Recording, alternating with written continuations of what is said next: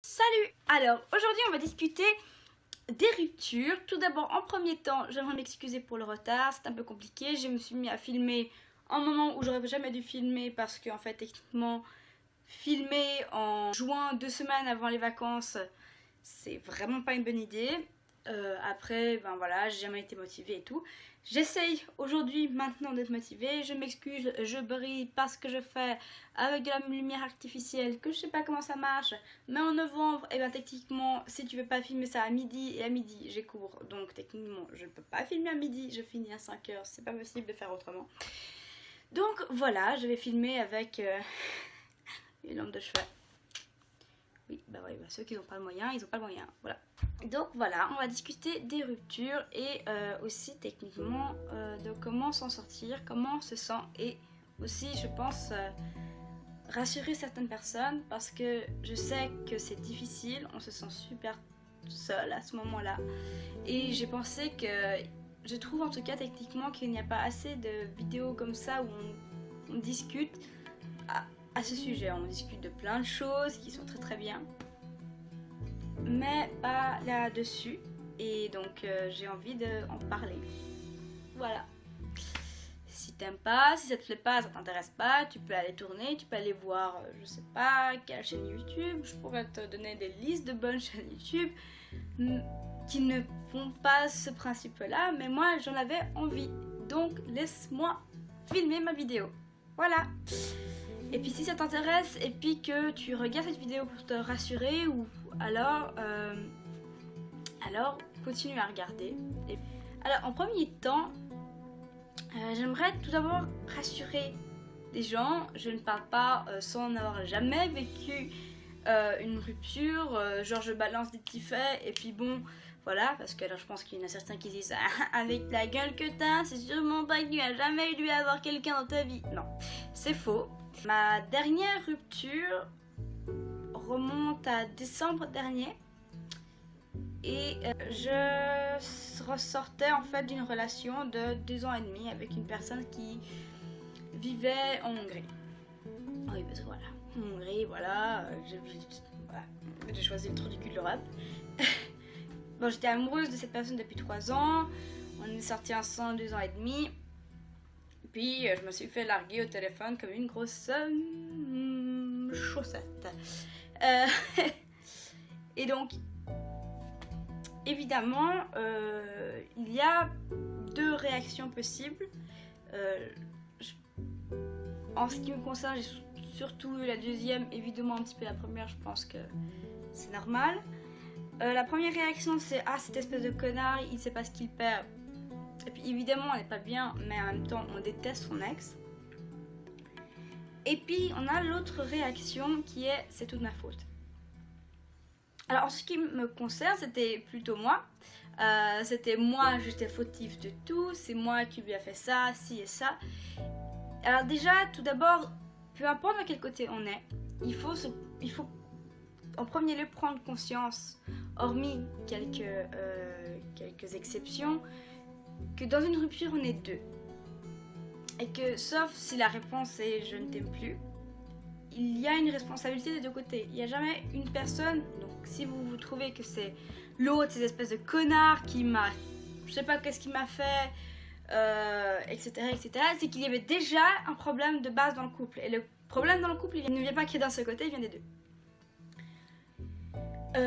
Et puis si vous dites putain c'est moi la responsable ou le responsable, j'ai tout fait foirer, je suis qu'un espèce de connard, je suis pas un bon copain, je suis pas une bonne copine, c'est faux aussi, parce que l'autre aussi a fait des erreurs, il n'a pas été patient, il n'a pas essayé de faire des efforts, donc c'est faux des 2 côtés. Je vais surtout vous parler du deuxième cas, parce que malheureusement je me suis pas retrouvée, évidemment ce que je vais vous dire, pour le deuxième cas, bah, souvent vous allez retrouver du premier cas parce que j'ai fini par haïr mon ex. J'avais voulu discuter surtout du problème de confiance en soi qui est une conséquence d'une rupture. Parce qu'il y en a aussi certains qui font ok c'est bon je vais lui montrer cette espèce de connard et on part dans les boîtes et on se tape des mecs et la confiance en soi elle monte comme ça, voilà. Moi c'était pas du tout ça. Quand j'ai rompu, enfin quand mon ex a rompu avec moi, j'ai pas du tout rompu avec mon ex. Bon, après pendant un mois il y avait un peu une sorte de bidouillage où on s'écrivait et je me faisais surtout insulter, mais en vérité on s'insultait les deux. C'était un peu la merdouille et finalement bah bref, vers janvier je lui ai dit bon tu me laisses tranquille. J'aimerais juste que tu comprennes que moi j'ai eu besoin de temps pour me remettre. Et on a commencé à plus parler depuis pendant très très longtemps. Donc en fait le problème de la conséquence de cette rupture, c'est que je me suis dit si une personne qui a été capable d'être amoureuse de moi pendant 2 ans et demi ne m'aime plus, alors je ne mérite pas d'être aimée. Et ça me fait une espèce de dégringolade assez impressionnante où je me suis complètement renfermée sur moi-même. Et malheureusement, je veux dire que c'est encore le cas, je me suis beaucoup plus ouverte, mais ça m'a assez détruit en fait cette rupture. C'est-à-dire que je me suis dit que je ne méritais pas d'être aimée et que si on a rompu avec moi, c'était qu'il y avait une bonne raison. Que j'étais probablement pas un bon partenaire romantique. Amoureux. Et de ce fait, je me suis complètement morfondue et je dois dire que c'est pas super bien, pas le meilleur sentiment du monde. Et aussi ce qui est assez, et ça j'aimerais vous rassurer, c'est parfaitement normal. Déjà tout ça c'est normal, d'accord, vous n'êtes pas tout seul. Vous n'êtes pas du tout seul et ne dites-vous pas je vais plus jamais retrouver qui que ce soit. Parce que dites-vous qu'il y a certaines personnes dans l'histoire qui ont quand même réussi à avoir une femme. Des personnes horribles. Alors vous, pourquoi vous n'y arriveriez pas? Mais en fait, ce qui est le pire dans ces ruptures, c'est que vous êtes seul. Alors évidemment pas de manière concrète, non. Moi j'étais extrêmement bien entourée, j'avais des amis, j'avais une famille très très bien entourée, très très bien soutenue. Et heureusement parce que je pense que je ne serais pas là à ce moment-là. Mais vous êtes extrêmement seul, c'est-à-dire que vous êtes seul sans l'être. Vous pouvez avoir 2500 personnes qui sont là pour vous consoler, vous serez toujours seul. Et le truc que cette personne aimée peut vous laisser est énorme et peut grandir. Et c'était un peu mon cas, car à cette époque-là, en tout cas, j'avais ma meilleure amie qui venait d'avoir son copain. Du coup, je ne peux même pas compter sur ma meilleure amie concrètement parce qu'elle n'était pas là et parce qu'elle était occupée avec son amoureux de l'époque. Et c'était très très difficile. Pourtant, et je dois vous rassurer, avec le temps ça passe. Alors on dit tout le temps, je sais c'est la phrase la plus bateau du monde, ça fait... Je sais à quel point c'est chiant quand on te demande donne-moi un truc pour aller mieux et qu'on te dit le temps.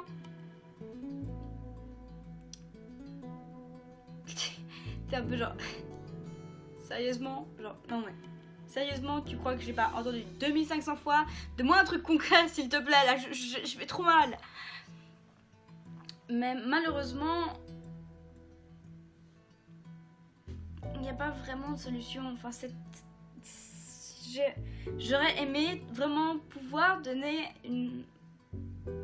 la recette miracle en disant alors tu mets de la cannelle, du thé, nanani nanana et hop tu t'es au sommet, tu vas trop bien et tout, tu as oublié ton ex. Non. Si t'étais amoureuse vraiment ou amoureux, ça se passe pas comme ça.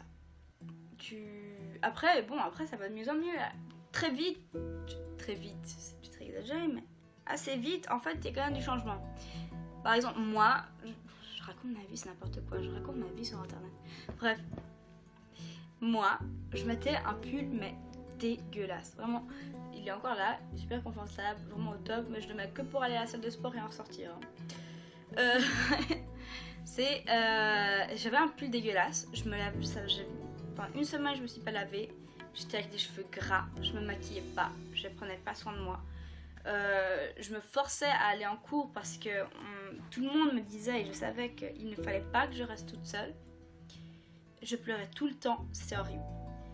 Et après 1 mois, j'ai déjà eu la capacité d'aller prendre un bain. Alors je sais que c'est assez facile de dire ça, mais pourtant je vous assure que quand vous vous sentez comme une merde, vous ne pensez pas que vous méritez de prendre un bain. C'est assez horrible de dire ça, mais je pensais pas mériter d'être propre et je pensais pas mériter d'être jolie. Peut-être que maintenant je suis jolie, mais voilà. Je suis plus jolie que la personne qui a pas pris un bain pendant 1 semaine, qui se maquille pas du tout et puis qui s'habille dans un sweatshirt un peu dégueulasse. Gris. Ouais. Gris. Bref, et pas lavé, hein. Pas lavé et en plus, quand je suis pas bien, je fume. Donc en plus j'avais fumé. Et du coup, mon pull, je vous dis pas l'odeur, hein. On aurait dit, je pense que je suis sûre que je sentais la poubelle. Je suis pas sûre, mais je pense que je sentais la poubelle. Je dis ça, je dis rien. Bref, et puis en gros, oui, enfin, quand même, vous avez remarqué certains changements. Par exemple, vous pourrez à un certain moment, vous pourrez enfin rire sans devoir vous forcer. Vous arriverez à passer d'abord 5 minutes sans penser à votre ex, puis 10 minutes, puis 15 minutes, puis 1 heure, puis ça vous arrivera de ne pas penser pendant une journée et à fur et à mesure. Mais vous inquiétez pas, ça va passer. Et vous inquiétez pas, vous allez trouver quelqu'un d'autre. Alors je sais aussi, là, faut penser de... Putain, mais déjà j'ai eu tellement de chance de tomber sur une personne dont j'étais amoureuse, moi, qui m'aimait en retour. Alors comment je vais faire? Enfin, c'est déjà 1 fois, c'est incroyable, mais alors 2 fois, et peut-être après 3 fois, 5 fois. Oui, c'est de la chance. Et pourtant, cette chance, elle n'est pas si rare que ça.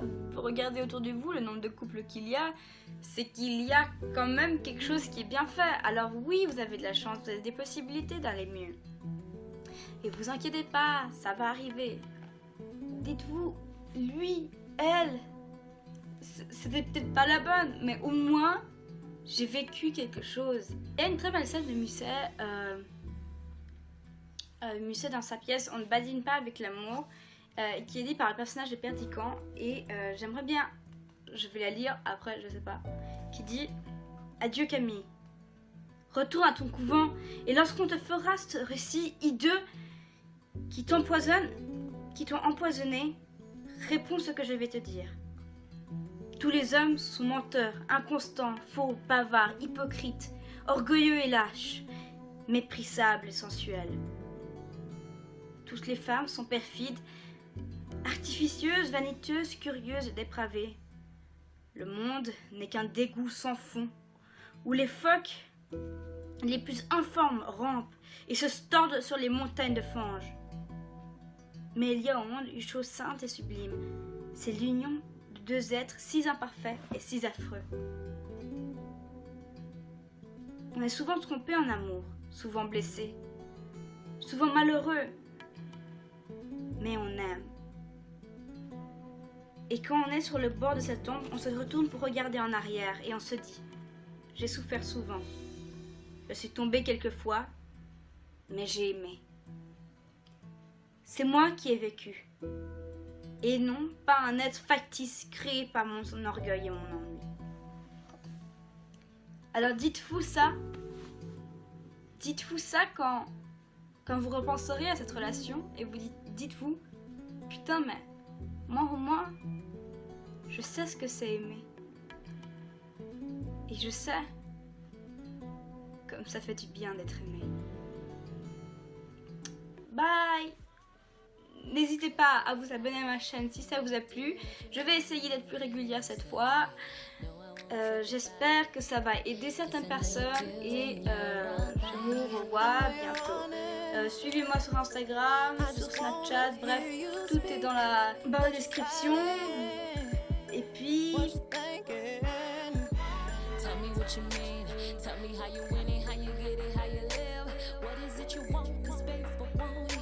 Tell me how you